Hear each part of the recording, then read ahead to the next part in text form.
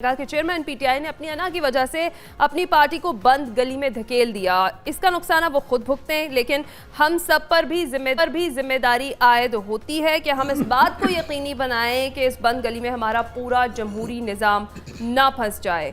क्या हकीकी तौर पर जमहूरियत को वाकई ख़तरात लाहक है?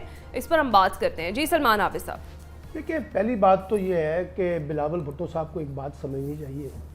पिछले एक सवा साल के अंदर, एक साल या सवा साल के अंदर खुद हमारी डेमोक्रेटिक फोर्सेस ने, चाहे उसमें हुकूमत है और चाहे उसमें अपोजिशन है, उन्होंने अपनी डेमोक्रेटिक स्पेस जो है उसको श्रिंक किया है और ख़ुद मामलात उठा के डेमोक्रेसी के वो दे दिए किसी और के हाथ में। इस वक्त जो पाकिस्तान के अंदर हो रहा है, इदारों की लड़ाई, सियासी टकराव, माशी बहरान, मालियाती बहरान, यानी जब किसी को भी उठा के देखें, क्या ये जमहूरियत जो है वो फल फूल रही है? अभी कराची के अंदर बिलावल साहब ने मेयर का इलेक्शन जीता है माशाल्लाह, और जिस तरह से अकलियत को अक्सरियत में और अक्सरियत को अकलियत में साबित किया है, ये हुनर भी जरदारी साहब को और बिलावल भुट्टो साहब को ही आता है। क्या शानदार तरीके से जमहूरियत की जीत हुई है। देखिए ना, कितना शानदार कारनामा अंजाम दिया। इसलिए मैं ये कहता हूँ, हमारे यहाँ सियासतदानों ने बुनियादी तौर पर जमहूरियत को एक जुगाली के तौर पर यहाँ पर इस्तेमाल किया है, हथियार के तौर पर इस्तेमाल किया है। इनकी सियासी जमातों के अंदर कितनी जमहूरियत है उसका अंदाज़ा हम सबको पता है, चाहे वो हुकूमत में बैठी हुई जमातें हैं, चाहे वो अपोजिशन में बैठी हुई जमातें हैं। उनका जमहूरियत के साथ क्या ताल्लुक है, कैसे वो जमहूरियत के तौर पर अपने आप को पेश करते हैं? ताकत के जोर पर, धौंस के तौर पर, धांधली के तौर पर, पैसे के तौर पर, अपने मज़ारों को यरगमाल बनाकर, वोटरों के ऊपर दबाव डालकर जो हम जमहूरियत का राना लगा रहे हैं।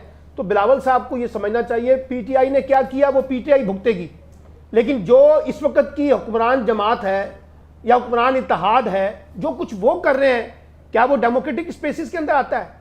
क्या जिस तरीके से लोगों की गिरफ्तारियां हुई हैं उसको डेमोक्रेटिक स्पेस कही जाती है? जिस तरीके से बाकायदा आप अदालतों के अंदर लोगों की तस्दील कर रहे हैं, औरतों की, बच्चों की, वो डेमोक्रेटिक कॉन्टेक्स्ट में आता है। वहाँ बिलावल साहब के होठ उन पर टांके लगा दिए जाते हैं, वहाँ वो बात नहीं करते, कुछ बोलते नहीं है, वो उनको कुछ नज़र नहीं आता, इंसानी हकूक़ की वायलेशन नज़र नहीं आती, वहाँ खामोश है।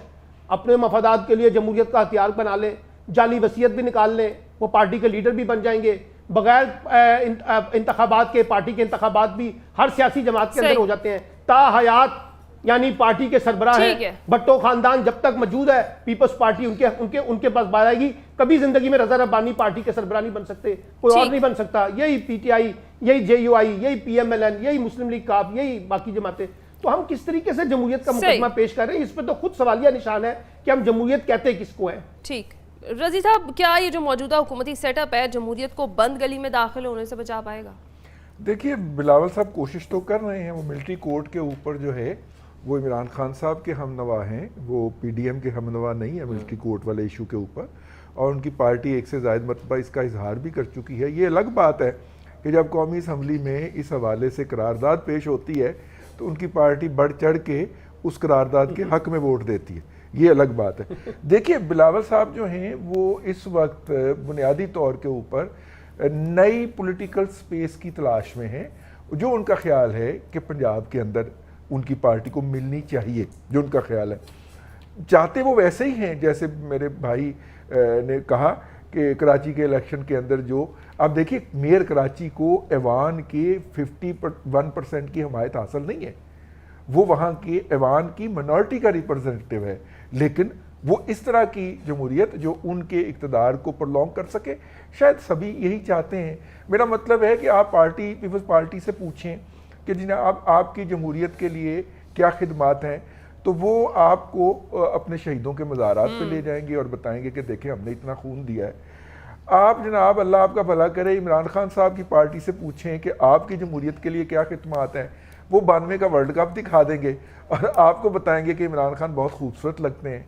और अगर आप पूछें पीएमएलएन से कि जी आपकी जमहूरियत के लिए क्या खिदमात हैं, वो कहेंगे मियाँ नवाज शरीफ 3 दफ़ा वज़ीर आज़म रहा, 2 दफ़ा जिला वतन हुआ है और फांसी से ऐसे बच के निकल गया। और आप देखें मरियम जो है वो किस तरह क्राउड पुलर है।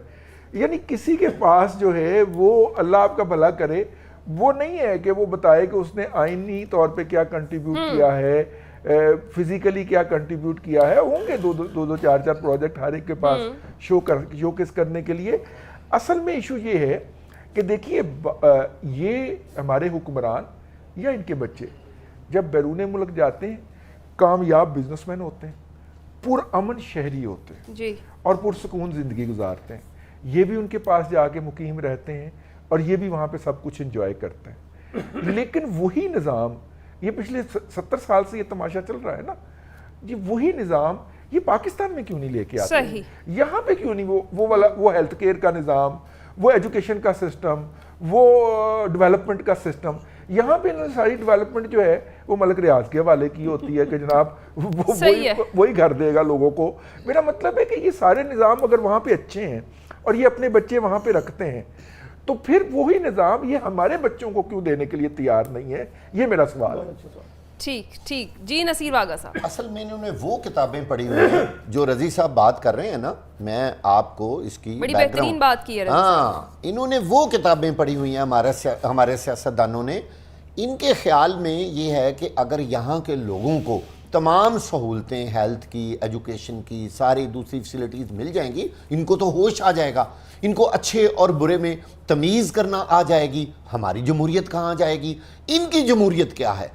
दुनिया भर की जमहूरियत और है और पाकिस्तान में डेमोक्रेसी की डेफिनेशन ही अलग है। जाहिलों से, बेचारे लोगों से ट्रालियों में भर भर के उनसे वोट लेना, इसको ये जमहूरियत कहते हैं। नान की जमहूरियत, नान के पॉलिटिक्स जो है उसको ये लोग जमहूरियत सारे कहते हैं।